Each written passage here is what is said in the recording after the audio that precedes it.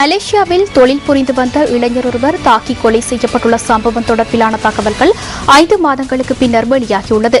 இந்த தாக்குதலை மேற்கொண்ட தொழில் தருணர் கைது செய்யப்பட்டுள்ளதாக மலேசியாவிற்கான இலங்கை உயர்ஸ்தானிகர் இப்ராஹிம் அன்சார் நியூஸ் ஃபர்ஸ்டிற்கு தெரிவித்தார்.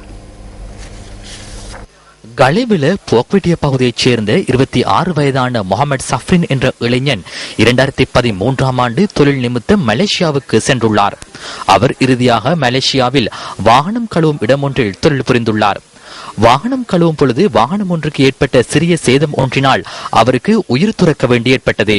இந்த நிலையத்தின் உரிமையாளர் இந்த வருடம் மே மாதம் 26ஆம் தேதி அவர் மீது தாக்குதல் நடாத்தியுள்ளார்.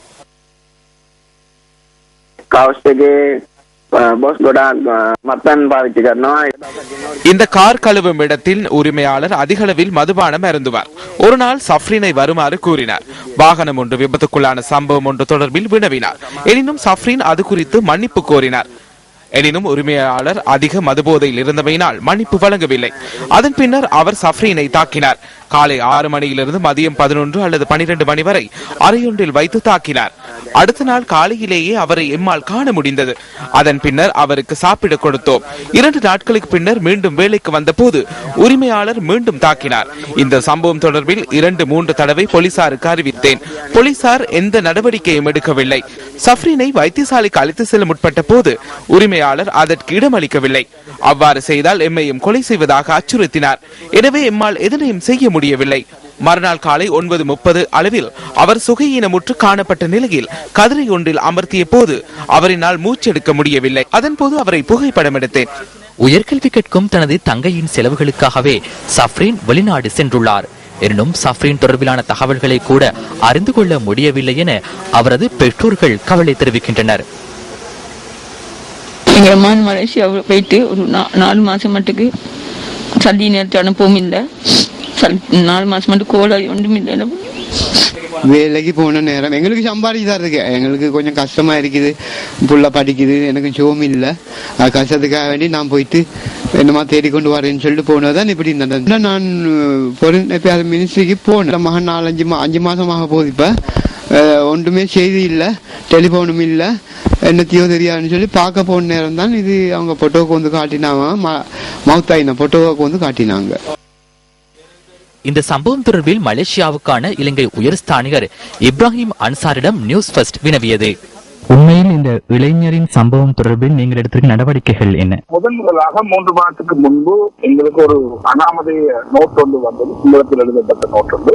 அதிலே இலங்கையர் ஒருவர் ஒரு கராஜில் வேலை செய்த போது அவரது தொழில் தருணரால் அடித்து கொல்லப்பட்டார் என்று. ஆனால் கருதியவருடைய பெயரோ அல்லது டெலிபோன் நம்பர்களோ ஒன்றும் இருக்கவில்லை. இருந்தாலும் நாங்கள் அதை விளையாட்டாக சீரியஸாக எடுத்தோம். இந்த நோட்டை அதில் உண்மை பொய் அறிவதற்காக எனது உத்தரவின் பேரில் கொன்சூல எங்களது காரியாலய உத்தியோகர்கள் போலீசில் நேரடியாக அந்த சம்பந்தப்பட்ட ஏரியா போலீசில் ஒரு முறைப்பாடு செய்தார்கள். போலீசுக்கு குறிப்பாக எம்ப்ளாயருடைய புகைப்படம் எங்களுக்கு கிடைத்தது. அந்த புகைப்படத்தை நாங்கள் போலீசுக்கு கொடுத்து அதன் மூலம் அவர்கள் தொழில் தரணுரை கைது செய்யக்கூடிய இருந்தது. கிட்டத்தட்ட ஒரு மாதத்துக்கு பிறகு அந்த தொழில் தரணுர் இப்பொழுது குற்றத்தை வைத்துக் கொண்டுள்ளதாக தொழில் தலைமை காரியாலயம் எங்களுக்கு அறிவித்துள்ளது.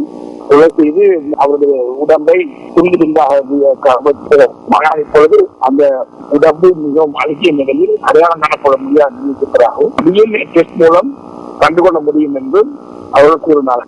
அதாவது நீங்கள் கூறுகின்ற விடயங்களை பார்க்கின்ற பொழுது இந்த இளைஞர் பெரிதாக ஒரு தவறு செய்யவில்லை என்பது புலப்படுகின்றது. இதனை நீங்கள் எவ்வாறு காண்கிறீர்கள்? நிச்சயமாக இங்கு சில இடங்களில் தொழில் தருணர்கள் அவர்களுடைய தொழிலாளர்களை சரியாக நடத்துவதில்லை. அதற்கு முக்கிய காரணம் இத்தகைய தொழிலாளர்கள் முறைப்படி வீசா எடுத்து முறைப்படி தொழில் அனுமதி பெற்று இங்கு வருவதில்லை. அவர்கள் களவில் வந்து களவாக வேலை செய்வதால் அதனை சில தொழில் தரம்பர்கள் பயன்படுத்தி அவர்களிடமிருந்து மலிவான வேலையை வாங்கிக் கொண்டு சில சமயம் மிகவும் கடுமையாகவும் கொடூரமாகவும் நடத்துகிறார். ஆம், இது போன்ற சம்பவங்கள் எதிர்காலத்தில் இடம்பெறாமல் இருப்பதற்கு நடவடிக்கை எடுப்பது உயர்ஸ்தானிகர் உங்களது பொறுப்பாக இருக்கின்றது. இது குறித்து நீங்கள் எதிர்கால எடுக்க இருக்கும் நடவடிக்கைகள் என்ன? நாங்கள் முழுக்க பத்திரிகைகள் வாயிலாகவும் இங்குள்ள அனைத்து இலங்கை வெளிநாட்டு இளைஞர்கள் தனியாக சார்பாகவும் மக்களுக்கு இளைஞர்களுக்கு நாங்கள் கூறியிருக்கின்றோம். இங்கு வேலை வாய்ப்புக்காக வருவர்கள் நிச்சயமாக அவர்கள் முறைப்படி பதிவு செய்து வெளிநாட்டு வேலை வாய்ப்பு பணியேற்றுக்கூடாக வருவதன் மூலம்தான் இத்தகைய குறைபாடுகளை நிவர்த்தி செய்ய முடியும். அப்படியான கட்டத்துக்கு நாங்கள் தொழில் மூலமாக நீதிமன்றம் மூலமாக எம்பளருக்கு எதிராக நாங்கள் தகுந்த சட்ட நடவடிக்கை எடுக்க முடியும். இந்த இளைஞர் 3 மாதங்களுக்கு முன்னர் உயிரிழந்திருக்கின்றார்.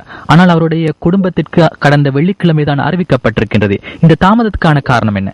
இதில் தாமதம் இல்லை. அவர் இறந்ததை பற்றியோ அவரை தகவல் பற்றியோ சொல்வது முன்வர். அவர் வேலை செய்த இடத்திலிருந்து தொழிலாளர்களோ அல்லது அவரை பற்றி அறிந்தவர்களோ அல்லது அவர் குடும்பத்தினர் கூட யாருமே அவரை பற்றி தேடவில்லை, அவரை பற்றி தகவல் தெரிவிக்கும். இந்த இளைஞரின் சடலம் தற்பொழுது எங்கே வைக்கப்பட்டிருக்கின்றது? சடலமாக இல்லை, அது அழகிய நிலையில் எலும்பு துண்டுதான் இருக்கிறார். அடுத்த கட்ட நடவடிக்கை என்ன? அடுத்த நடவடிக்கை அவருடைய டிஎன்ஏ சாம்பிள் எடுத்து அவருடைய எலும்பு துண்டு டிஎன்ஏ சாம்பிளை அவருடைய உறவினர்களுடன் நெருங்கிய உறவினர்கள் எடுத்து பார்த்து இறந்தவர் முகமது சபர்தான் என்று உறுதிப்படுத்த வேண்டும். அதற்கு பிறகு தாங்கள் அவர்களுடைய உறவினர்களுடைய அனுமதி எடுத்து தாங்கள் அந்த அடக்கக்கூடிய நடவடிக்கை எடுக்க வேண்டும். அனுப்புவதற்குரிய சூழ்நிலையில் அந்த உடம்பு இல்லை. அதற்கு எவ்வளவு காலம் செல்லும்? அது எவ்வளவு விரைவாக டிஎன்ஏ சாம்பிள் எங்களுக்கு கொண்டு இருக்க முடியுமோ அவ்வளவு விரைவாக முடியும்.